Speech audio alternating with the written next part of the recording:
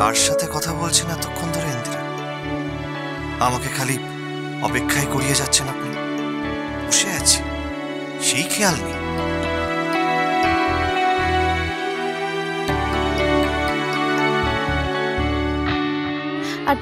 আর Sohana madam কোথায়? সোহানা ঘুমোচ্ছে, actually খুব টায়ার্ড তো, রাতে ঘুম হয়নি, রেস্ট করছে এখন। হ্যাঁ বুঝতেই পারছি। আপনারা কিন্তু খেয়ে দিয়ে বিশ্রাম নেবেন, কেমন? হ্যাঁ করে নেবো। আর রাসিদা, এই মুহূর্তে কিন্তু ভুল করেও কাউকে কিচ্ছু জানানোই যাবে না যে আপনারা কোথায় আছেন। সে ঠিক আছে, কিন্তু আপনি হঠাৎ এত চিন্তা করছেন কেন ইন্দিরা? চিন্তা হচ্ছে রাসিদা, আমার কেন জানি না মন বলছে কিছু তো একটা গন্ডগোল নিশ্চয়ই হবে। কারণ অনন্যা চ্যাটার্জি এত সহজে হার মেনে নেবে না, কিছুতেই না। কিরে ভিকি, ডাক ইন্দিরাকে। তুমি গিয়ে ডাকো কাম্মা, আমি ডাকতে পারছি না। আমাকে তো জোর করে এখানে নিয়ে আসলেন, আর এখন নিজে কার সাথে ফোনে বিজি আছে। নিশ্চয়ই এখন অন্য কোনো প্ল্যান করছে। আমাকে আর বলবেন নাকি? আমি কি কিছু বুঝি না? রাস্তিকদা কেন বুঝতে পারছেন না? দেখুন, এই মুহূর্তে যদি সোহানা ম্যাডামের কোনো ক্ষতি হয়ে যায়, তাহলে তো অনন্যা চ্যাটার্জি খুব সহজেই প্রমাণ করে দেবে যে আপনার সঙ্গে সোহানা ম্যাডামের বিয়ে করাটা একদম উচিত হয়নি। আরে বাবা, অনন্যা চ্যাটার্জি তো প্রত্যেকটা মুহূর্তে আমাদেরকে ভুল প্রমাণ করতে চাইবেই, কিন্তু কোনোভাবে সেটা হতে দেওয়া যাবে না রাস্তিকদা। সেই জন্য আমি বারবার করে বলছি, আপনাদের একটু সাবধানে থাকতে হবে। আমি সোহানার কিছু হতে দেবো না, প্রমিস। ওহো রাসিদা, আমি তো ভুলে গেছি, আজ তো আপনাদের কাল রাত্রি। শুনুন না, বলছি সন্ধ্যের পর থেকে কিন্তু আপনারা কেউ কারোর মুখ দেখবেন না, ঠিক আছে? এত বছর তো কাল দিন কাল রাত্রি সবই হলো, খাবার। দেখুন, এটা তো বিয়ের একটা নিয়ম, তাই না? আর আপনাদেরকে এই নিয়মটা মানতেই হবে। আপনি না এই কথাটা একটু সোহানা ম্যাডামকেও বলে দেবেন, কেমন?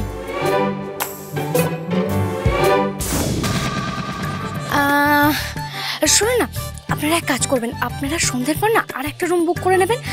দুজন দুটো রুমে থাকলে কেউ আর কারোর মুখও দেখতে পাবেন না, ব্যাস, তাহলে নিয়মও পালন হয়ে গেল।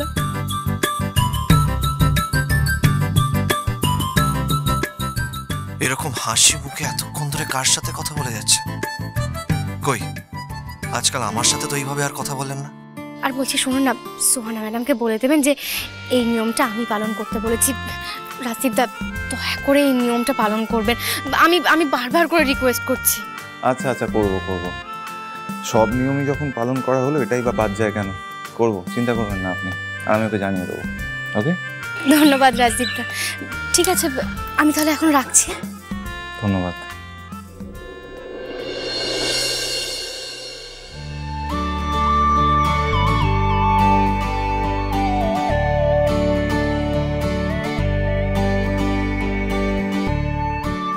কিরে ভিকি, এবার শান্তি তো? কেন কাম্মা, ভিকি স্যারের আবার কি শান্তি হলো?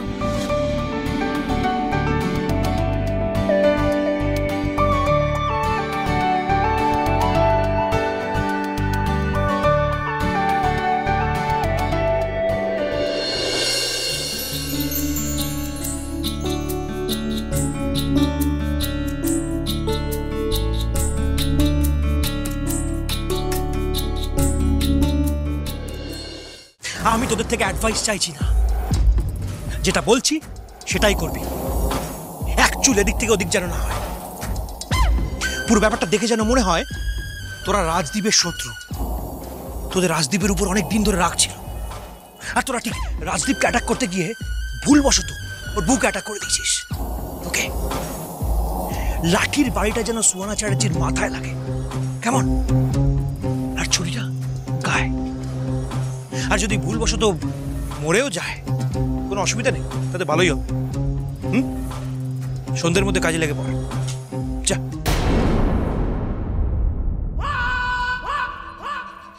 বিয়ের একদিনও কাটলো না, রাজদীপের জন্য একটা নিষ্পাপ প্রাণ শেষ হয়ে গেল। সব ওই ইন্দিরা সরকারের জন্য।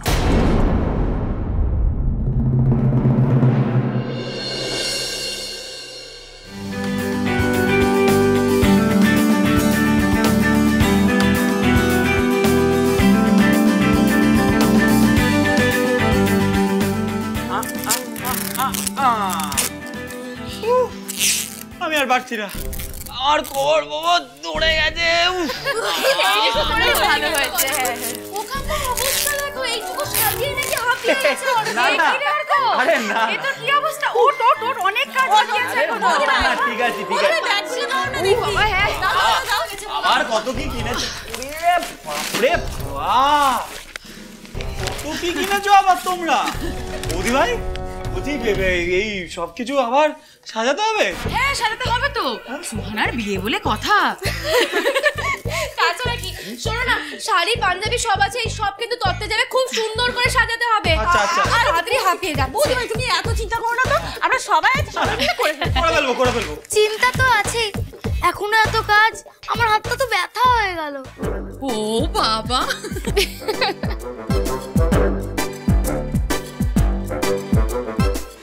দেখো দেখো, আমি কি সুন্দর তত্ত্ব সাজিয়েছি।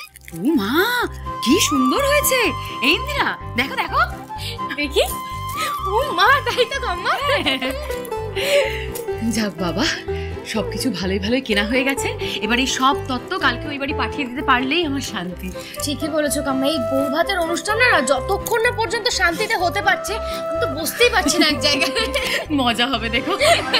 হতেই হবে, তুমি দেখো না, শুধু পৌঁছতে যাও, আসর একদম জমিয়ে দেবো। আমাদের খুশি হতে দেখলে না, দেখো সুহানা ম্যাডামও খুব খুশি হবেন।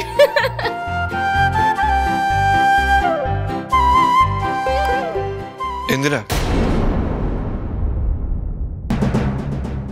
আপনার সাথে আমার একটু জরুরি কথা আছে, একটু আসবেন?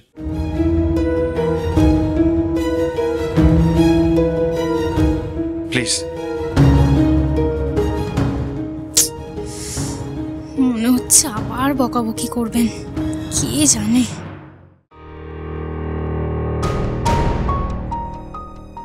ইন্দিরা শোনো না, বলছি ভিকি যদি একটু বকাবকি করে, তুমি মুখে মুখে আর কিছু বলো না, একটু শুনে নিও। হ্যাঁ আচ্ছা বাবা, ঠিক আছে, তুমি চিন্তা করো না তো।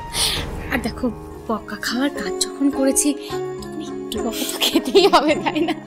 তুমি ভেবো না আমি ঝগড়া করবো না। একদম ঝগড়া নয় কিন্তু। শুনে আছি, নাহলে আবার রাগ করবে।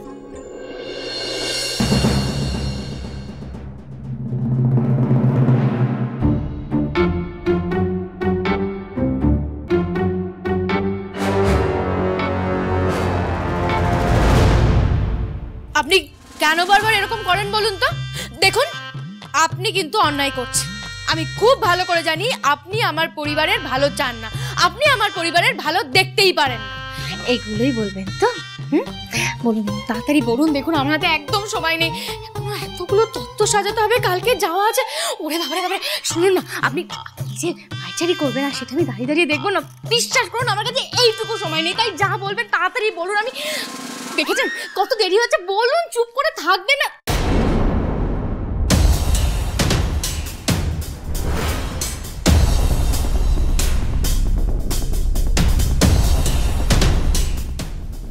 এটা কি? দেখুন,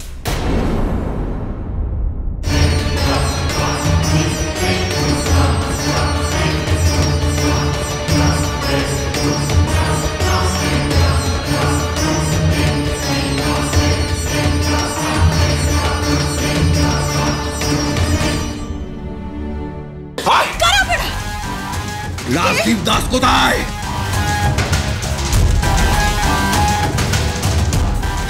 ইন্দিরা, সর্বনাশ হয়ে গেছে।